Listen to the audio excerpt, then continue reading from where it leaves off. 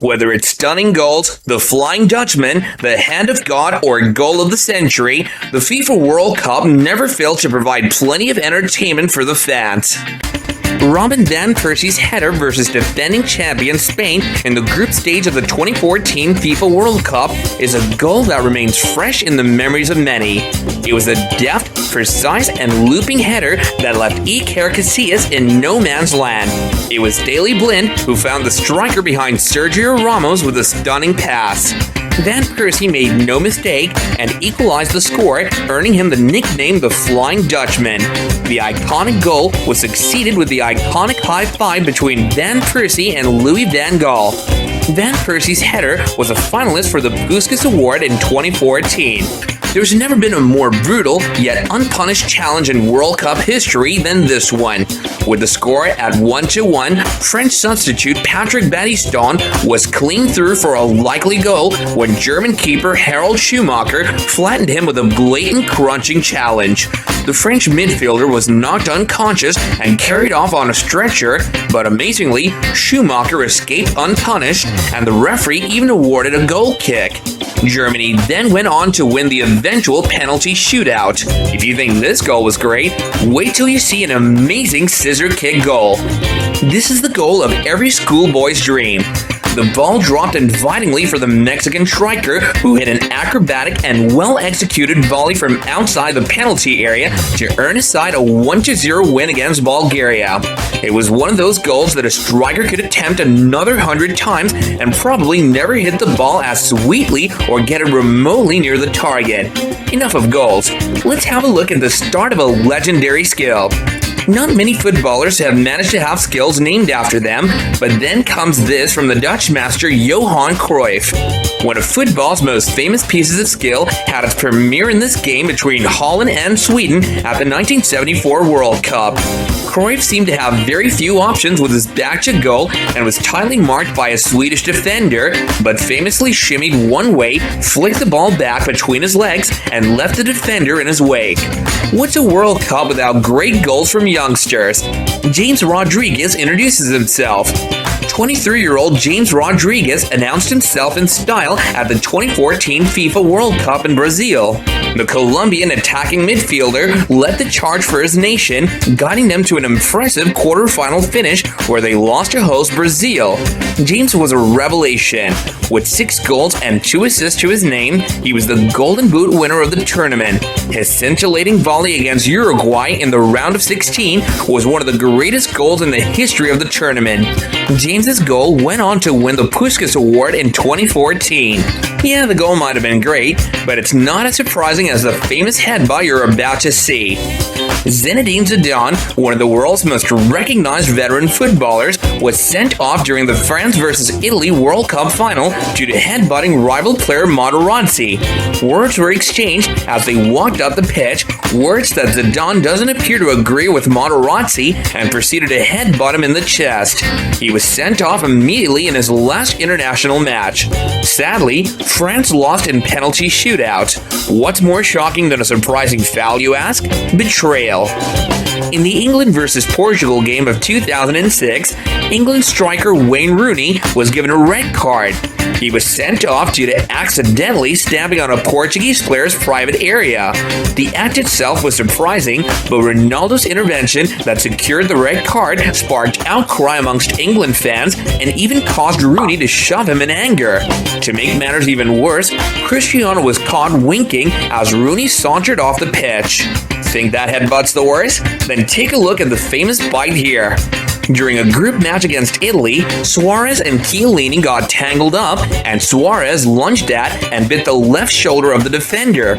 Suarez then fell to the ground as he was the one attacked, but Chiellini then pulled his shirt collar to the side to show off the bite marks. Suarez would later say that he lost his balance, which led to the bite, but later admitted his fault.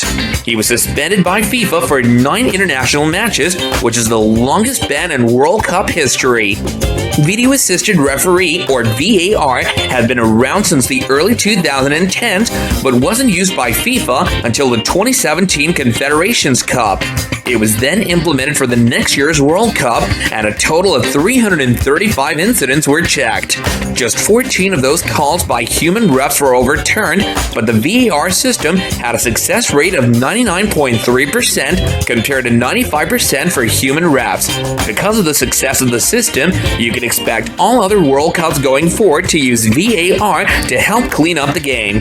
The use of VAR is quite unique, but not as unique as our next moment, as you're about to see.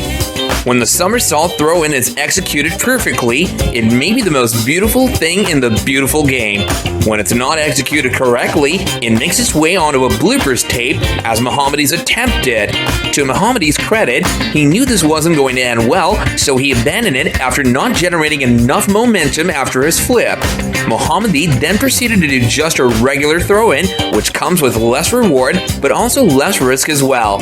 Losing is one thing, losing on home soil is another, but what the Germans did to the Brazilians was historic on many levels.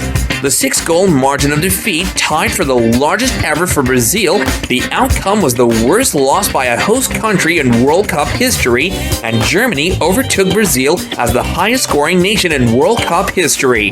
But the biggest record to fall was Brazil's unbeaten streak at home. Playing on Brazilian soil, the team hadn't lost 62 consecutive matches dating back to 1975. That mark also fell as Germany would top it off by winning the World Cup in front of thousands of Brazilian natives. Think the South American loss is bad? Then have a look at our next controversial moment. When you're 5 feet 5 inches tall like Maradona and have a jump ball with a 6 feet 1 inch tall goalkeeper, you know that, unless you're gifted with Michael Jordan Hobbs, you'll need some divine intervention to win the ball. And that's exactly what happened when the ball was looped into the air and Maradona used his left hand to strike the ball before England's keeper could do the same. The ball ended up bouncing one time before going into the net, and England's team immediately called for a handball. But the referee said he didn't see it and allowed the ball to remain, which gave Argentina a 2-0 lead. They would immediately win 2-1 and would also go on to win the 1986 World Cup.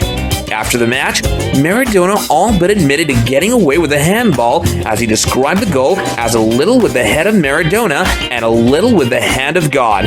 Talking about scoring goals, Cristiano Ronaldo has had his fair share of those in the World Cup. The FIFA World Cup is the biggest stage in football as a sport.